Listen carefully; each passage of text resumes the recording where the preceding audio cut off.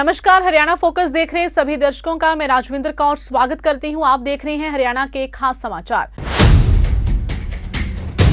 गुरु रविदास जयंती के मौके पर जींद जिले के नरवाना में आयोजित राज्य स्तरीय समारोह में शामिल होने के बाद मुख्यमंत्री मनोहर लाल बीजेपी के वरिष्ठ नेता सीताराम बागड़ी को मिलने पहुंचे। बागड़ी के आवास पर पहुंचकर सीएम मनोहर लाल ने उनका हालचाल जाना। इस दौरान उनके साथ राज्यसभा सांसद कृष्ण लाल पंवार भी मौजूद रहे। बता दें कि बागड़ी सन 1956 में भारतीय जनसंघ के साथ जुड़े थे और 1992 में उन्हें जींद भाजपा के जिला अध्यक्ष की जिम्मेदारी सौंपी गई थी। भारतीय जनता पार्टी में बागड़ी के कद का अंदाजा इस बात से लगाया जा सकता है कि साल 2020 में प्रधानमंत्री नरेंद्र मोदी ने खुद उन्हें फोन करके उनका हालचाल जाना था। तब दोनों के बीच करीब 5 मिनट बात हुई थी। इस मौके पर मुख्यमंत्री मनोहर लाल ने घोषणा की कि रसूलपुर मेडिकल कॉलेज का नाम संत शिरोमणि गुरु रविदास जी के नाम पर होगा। विकास एवं पंचायत मंत्री देवेंद्र सिंह बबली ने मुख्यमंत्री मनोहर लाल द्वारा टोहाना विधानसभा क्षेत्र के गांव रसूलपुर में प्रदेश सरकार द्वारा बनाए जा रहे मेडिकल कॉलेज का नाम संत शिरोमणि गुरु रविदास जी के नाम पर करने की घोषणा का स्वागत किया। उन्होंने कहा कि संत शिरोमणि गुरु रविदास जी के नाम पर मेडिकल कॉलेज का नाम होने से गुरुओं के प्रति लोगों की आस्था बढ़ेगी। गौरतलब है कि हरियाणा के मुख्यमंत्री मनोहर लाल नरवाना में संत शिरोमणि गुरु रविदास जयंती के अवसर पर राज्य स्तरीय समारोह में घोषणा कर रहे थे। कैबिनेट मंत्री ने कहा कि गुरुओं ने हमें नेक राह दिखाई है और आने वाली पीढ़ियों में यादगार बना रहे उनके अनुसरण के लिए ये जरूरी है कि उनके दिखाए मार्ग पर हमें चलना चाहिए।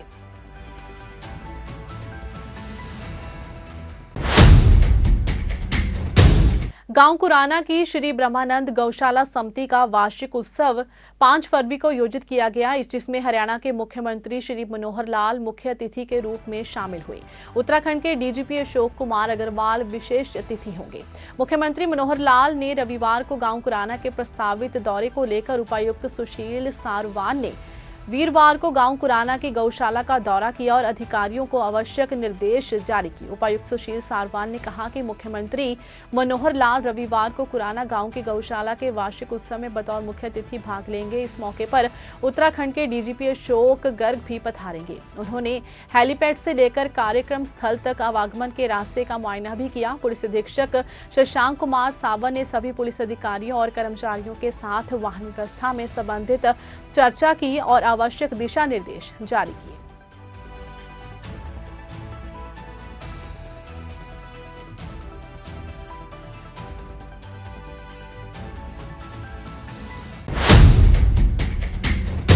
हरियाणा के मुख्यमंत्री मनोहर लाल ने प्रधानमंत्री टीबी मुक्त भारत अभियान के अंतर्गत टीबी रोग से ग्रस्त 5 मरीजों को गोद लिया और उन्हें टीबी किट प्रदान की। इस अवसर पर उन्होंने कहा कि प्रधानमंत्री नरेंद्र मोदी के वर्ष 2025 तक भारत को टीबी मुक्त करने के संकल्प के तहत हरियाणा को टीबी मुक्त बनाने के लिए कारगर कदम उठाए जा रहे हैं। इन सार्थक प्रयासों से हरियाणा टीबी मुक्त लक्ष्य को वर्ष 2025 तक ही पूरा कर लिया जाएगा। वहीं मुख्यमंत्री मनोहर लाल ने प्रदेश के उद्योगपतियों, प्रशासनिक अधिकारियों, शैक्षिक संस्थानों, सामाजिक संस्थाओं, गैर सरकारी संगठनों और निर्वाचित प्रतिनिधियों से अनुरोध किया कि वे इस पुनीत कार्य से जुड़े और टीबी रोगियों को गोद लेकर उन्हें पोषाहार एवं उनके परिजनों को भावनात्मक एवं सामाजिक सहायता उपलब्ध करवाने के लिए आगे आएं। मुख्यमंत्री ने कहा कि वर्ष 2022 में प्रधानमंत्री टीबी मुक्त भारत अभियान की शुरुआत की गई। इस पहल के तहत निक्षय 2.0 प्लेटफॉर्म के माध्यम से टीबी रोगियों को पोषण संबंधी सहायता, जांच सहायता और व्यावसायिक सहायता प्रदान की जा रही है। उन्होंने कहा कि कोई भी व्यक्ति या संस्था निक्षय 2.0 वेब पोर्टल के माध्यम से अपना पंजीकरण करके निक्षय मित्र के रूप में शामिल होकर टीबी रोगियों की सहायता कर सकती है। पंजीकरण के बाद भौगोलिक स्थितियों के अनुसार टीबी मरीज का चयन भी कर सकती है। उसके बाद गोद लेकर मरीज के इलाज पर लगभग 1 वर्ष तक मासिक सपोर्टिव डाइट के रूप में 400 से 500 रुपए की राशि से रोगी का इलाज करने में सहायता प्रदान कर सकता है। उन्होंने कहा कि इस प्रकार राष्ट्रीय टीबी उन्मूलन कार्यक्रम में संगठनों की भागीदारी बढ़ेगी और टीबी की जानकारी और इलाज जन जन तक पहुंचेगा। इससे रोगियों का बेहतर पोषण होगा और सही इलाज होने पर परिणाम भी बेहतर मिलेंगे।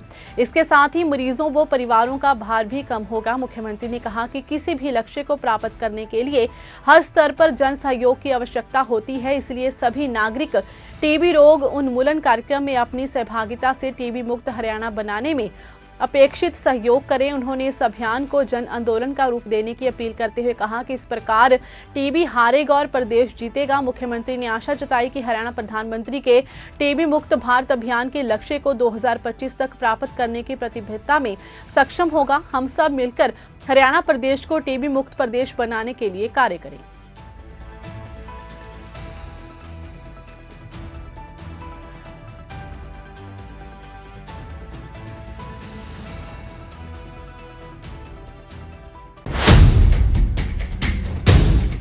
हरियाणा के मुख्यमंत्री मनोहर लाल ने कहा कि विकास की रोशनी से कोई भी बच्चा वंचित नहीं रहेगा। हमारा घर और परिवार एक ही है, जिसका कोई नहीं उसके हम हैं।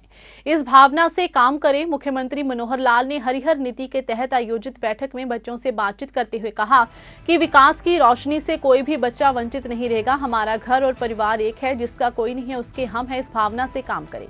इस अवसर पर महिला एवं बाल विकास राज्य मंत्री श्रीमती कमलेश डांडा भी उपस्थित रहे।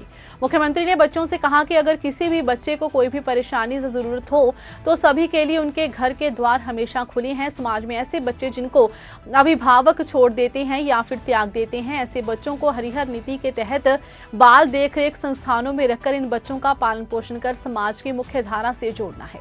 मुख्यमंत्री ने आगे कहा कि जिन बच्चों के अभिभावकों द्वारा 5 वर्ष की आयु से पहले प्रतियक्त या 1 वर्ष की आयु से पहले अभिव्यक्त कर दिया गया हो तथा जिन्होंने बाल देखरेख गृहों में रहते हुए 18 वर्ष की आयु पूर्ण कर ली हो, ऐसे बच्चों को शैक्षणिक वित्तीय सहायता और रोजगार सरकार द्वारा प्रदान करना है। उन्होंने कहा कि तकनीकी शिक्षा, कौशल विकास, औद्योगिक प्रशिक्षण सहित मुफ्त स्कूल व उच्च शिक्षा और 25 वर्ष की आयु तक या शादी के बाद तक देखभाल, पुनर्वास और वित्तीय सहायता या शादी जो भी पहले हो। इसके अलावा पात्र लाभार्थियों को देखभाल के बाद रहने की व्यवस्था के लिए 8,000 रुपये प्रति माह भी दिया जाता है। उन्होंने कहा कि हरियाणा राज्य में घर खरीदने के लिए एक मुश्त बजाज मुक्त ऋण सुविधा दी जा रही है। इस नीति के तहत बच्चों को अनुकंपा के आधार पर नौकरी तथा आर्थिक रूप से कमजोर वर्ग का दर्जा प्रदान कर रही है। इस अवसर पर बच्चों ने मुख्यमंत्री को स्मृति चिन्ह भेंट किया और मुख्यमंत्री ने सभी बच्चों को सम्मानित भी किया।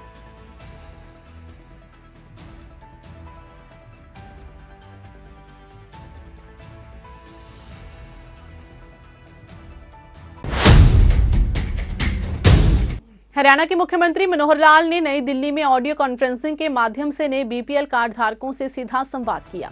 इस दौरान लाभार्थियों ने मुख्यमंत्री का धन्यवाद करते हुए कहा कि हरियाणा सरकार ने बीपीएल कार्ड बनाकर गरीब परिवारों का कल्याण किया है। अब इन परिवारों को सरकार की सभी योजनाओं का सीधा लाभ मिल पाएगा। मनोहर लाल ने कहा कि प्रदेश सरकार अंत्योदय परिवारों को मुख्यधारा में लाने के लिए अनेक योजनाओं को चला रही है, जिनमें रोजगार मुहैया करवाने, उनके स्वास्थ्य की देखभाल, अच्छी शिक्षा तथा आवास की सुविधा शामिल है। मुख्यमंत्री ने कहा कि अंत्योदय परिवारों की सुविधा के लिए अब ऑटो मोड पर बीपीएल राशन कार्ड बनाने का कार्य शुरू हो गया है। आप सब लाभार्थियों के बीपीएल कार्ड भी हाल ही में बने हैं। उन्होंने कहा कि परिवार पहचान पत्र में सत्यापित वार्षिक आय के मापदंड के आधार पर नए बीपीएल परिवारों को जोड़ा गया है। उन परिवारों को ऑनलाइन बीपीएल राशन कार्ड दिए जा रहे हैं जिनकी वार्षिक आय 1,80,000 रुपए तक है। उन्होंने बताया कि प्रदेश के 29 लाख से अधिक परिवारों को नए बीपीएल कार्ड जारी किए गए हैं।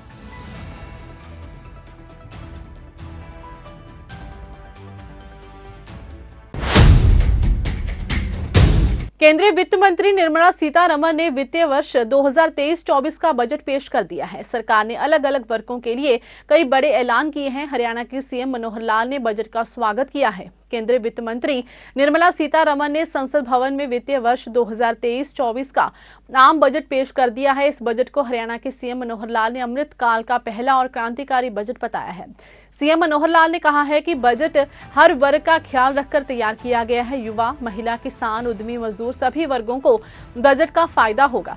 7 लाख तक कर में छूट मध्यम और नौकरी पेशा लोगों के लिए बड़ी राहत है। अंत्योदय की भावना को ध्यान में रखकर बजट बनाया गया है। प्रधानमंत्री आवास योजना का बजट बढ़ाना अच्छा कदम है। केंद्र की बजट से प्रेरणा लेकर आने वाले वक्त में हरियाणा की जनता के लिए बजट तैयार किया जाएगा। बजट में गरीबों के लिए केंद्र सरकार का सबसे बड़ा ऐलान आवासीय योजना को लेकर होगा। पिछले साल के मुकाबले सरकार ने इस बार आवासीय योजना के बजट में 66% की बढ़ोतरी की है। पिछली बार आवासीय योजना के 48,000 करोड़ रुपए आवंटित किए गए हैं। इसके जरिए देश भर के ग्रामीण और शहरी इलाकों में कुल 80 लाख घरों का निर्माण किया गया। पीआईबी के एक अधिसूचना के अनुसार 3 जनवरी 2022 तक कुल 1.14 करोड़ घरों के निर्माण को मंजूरी दी गई थी, जिनमें से 53.42 लाख घरों का निर्माण और वितरण किया जा चुका है। अधिसूचना में कहा गया है कि नई तकनीकों का उपयोग करके 16 लाख घरों का निर्माण किया जा रहा है।